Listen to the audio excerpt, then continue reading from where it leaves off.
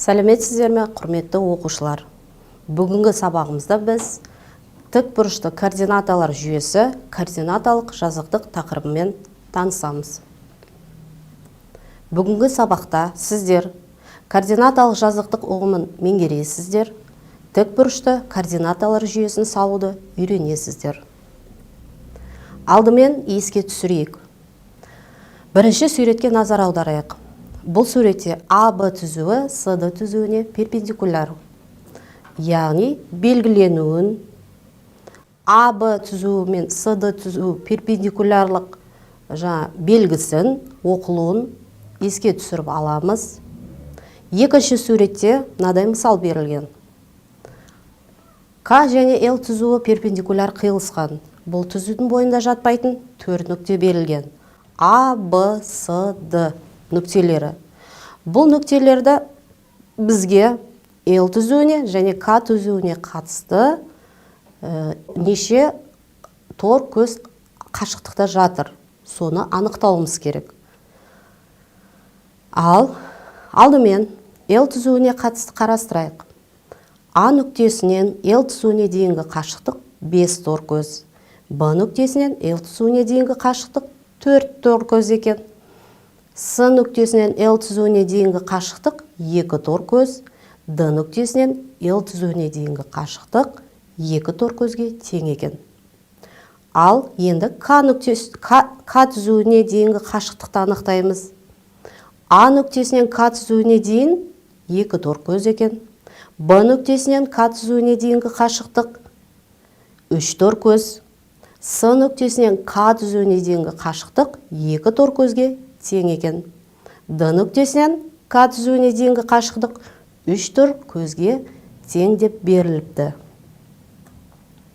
Ал енді анықтамаға тоқталсақ оқушылар, санақ басы О нүктесінде қиылысатын өзара перпендикуляр бірлік кесінділері бірдей екі координаталық түзуді тікбұрышты координаталар жүйесі деп атаймыз. Үшінші суретке назар аударайық. Яғни бұл суретте бізде координаталық жазықтық берілген.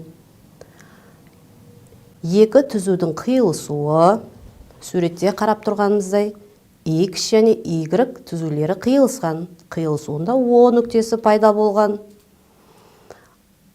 Және бұл түзулерді бірдей бірлік кесінділерге бөлген. Тікбұрышты координаталар жүйесі орналасқан жазықтық координаталық жазықтық деп аталады екен. Берілген нүктенің X түзуін, яғни біз ол түзуді абсцисса деп атайды екенбіз, ал Y түзуін ордината деп атайдымыз. Бұл жерде бізде X және Y нүктенің координаталары болады. Енді барлығымыз мына мысалға қараймыз. Координаталық жазықтықтағы нүктенің координаталарын табуды қарастырады екенбіз. Бұл тапсырмада координаталық жазықтықта қандай да бір А нүктесі берілген. 6-42 суретке қараймыз. Бұл суретте А нүктесінің координаталарын табыңдар дейді.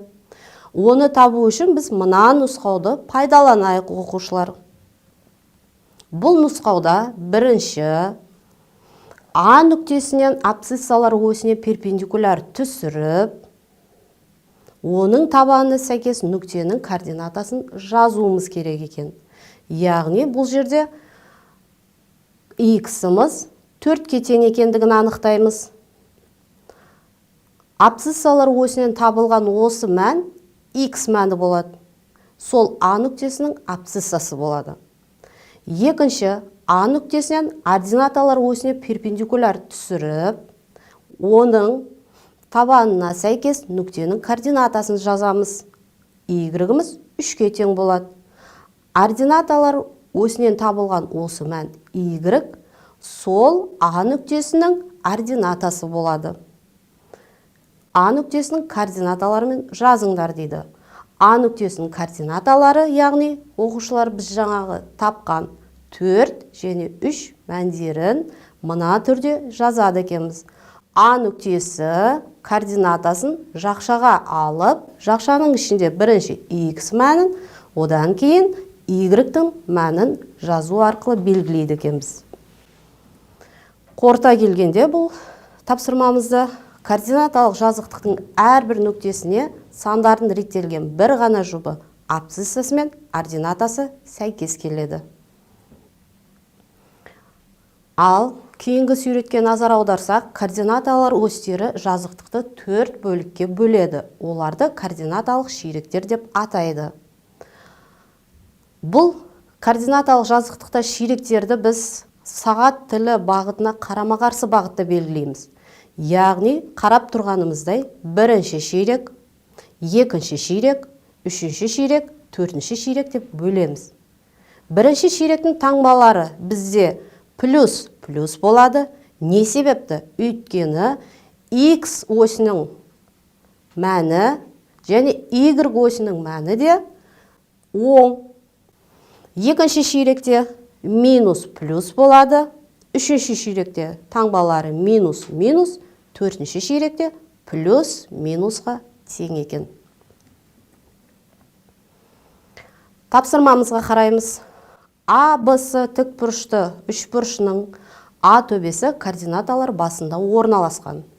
Оның Б және С төбелерінің координаталары Б 0-де 3-ге тең, С 6-та 0-ге тең. А, Б, С тікбұрышты үшбұрышының ауданын табыңдар. Бірлік кесіндіні 1 сантиметрге тең деп алыңдар дейді. Суретке назар аударсақ, бұл жерде бізде берілген координаталары бойынша алдымен нүктелерді анықтап аламыз. А нүктесіне бізде координаталары басында орналасқан дейді. Демек, А нүктесінің координатасы 0-де 0-ге тең екен. Белгілеп аламыз. Б нүктесінің координаталары 0-де 3, x-іміз 0-ге тең, y-іміз 3-ге тең. Қиылысу нүктесі y осі бойында үшінші нүктеде қиылысады. С нүктесі бізде координаталары 6-да 0 дейді. X осі 6-ға тең, y осінде 0-ге тең екен. Екеуінің қиылысу нүктесі бізде x осінің бойында жатыр. Енді осы үш нүктені қосатын болсақ, бізде тікбұрышты үшбұрыш шығады. Енді осы тікбұрышты үшбұрыштың ауданын табуымыз керек. Ол үшін біз тікбұрышты үшбұрыштың ауданын табу үшін берілген үшбұрыштың екі қабырғасын көбейтіп, оны екіге бөледі екенбіз. Яғни, бұл жерде А, Б кесіндісін А қабырғасы десек, А, С кесіндісін Б қабырғасы десек, онда бұл екі қабырғаның өлшемдерін анықтауымыз керек. Бұл жердегі АБ кесіндінің ұзындығы 3-ке тең екенін көріп тұрмыз. Өйткені 0-ден 3-ке дейін берілген. АС кесіндісінің ұзындығы 6-ға тең екенін білеміз. Өйткені санақ басынан С нүктесіне дейін 6 сантиметрге тең. Енді осы екі өлшемді көбейтіп 2-ге бөлеміз. 3-ті 6-ға көбейтсек 18-ге тең, оны 2-ге бөлсек 9-ға тең болады екен.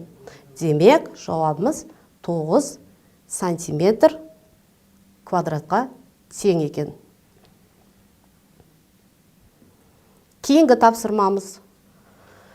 Ұштарының координаталары бойынша А, Б және С-ді кесінділерін сызыңдар.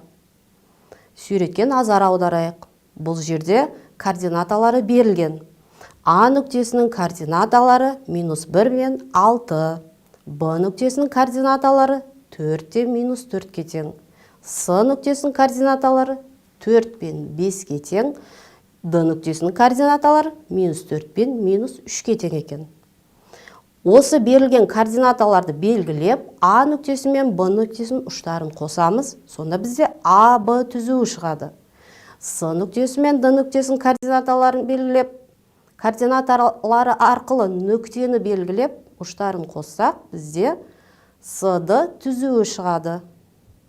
Енді бізде мынадай сұрақтарымыз бар. А, Б және С кесінділерінің қиылысуын Е нүктесі деп белгілеңдер дейді. Белгілеп аламыз. А, Б кесіндісінің ординаталар осымен, яғни OY осымен қиылысу нүктесін L нүктесімен белгілеңдер дейді. Және үшінші тапсырмамыз СД кесіндісінің абсциссалар осі бойымен, яғни OX осі бойымен К қиылысуын К нүктесімен белгілеңдер дейді. Енді суретте барлығымыз көріп отырғанымыздай қиылысу нүктелерін белгілеп шықтық. Енді осы нүктелердің координаталарын жазуымыз керек. Е нүктесінің координаталары барлығымызға белгілі суретте көріп отырғанымыздай X осі бойында бірге сәйкес келеді, Y осі бойында 2-ге сәйкес келеді. Демек, координаталары 1-2. L нүктесіне қараймыз. L нүктесінің координаталары X осі, OX осі бойында 0-ге сәйкес келеді. OY осі бойында 4-ге сәйкес келеді. Демек, L нүктесінің координаталары бізде 0-де 4-ге тең екен. К нүктесінің координатасын анықтау үшін қараймыз суретімізде X осі бойында қиылысқан. X-ымыз -1-ге тең, Y-ымыз 0-ге тең. Демек, К нүктесінің координатасы -1-де 0-ге тең екен. Кейінгі берілген тапсырмаларды оқушылар осы алған мәліметтерімізге сүйене отырып өзіміз орындаймыз. Бірінші, екінші тапсырманы сіздерге жеке өздеріңізге орындауға беремін.